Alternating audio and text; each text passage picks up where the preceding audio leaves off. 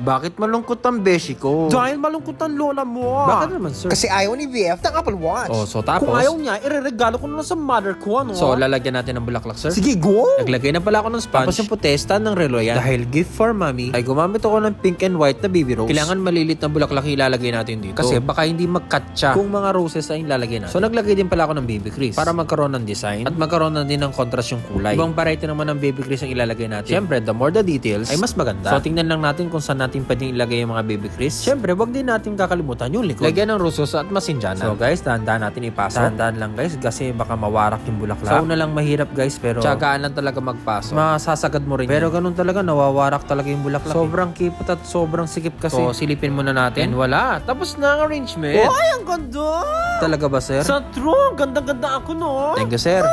Uy, sir. Ang saya ko. Bakit masaya ang beshi ko? Dahil ang ganda ng gawa ng lola ko! Thank you, sir. Thank you din, mabuhay! Janjaranan! Shoutout! Maraming salamat sa mga nag-share ng recent video ko. At kung gusto mo mapasama sa shoutout, i-share mo na ang video na ito. And for more nakakatuwa at nakaka-good vibes sa video, please like, comment, and follow my Facebook page. Kita kits!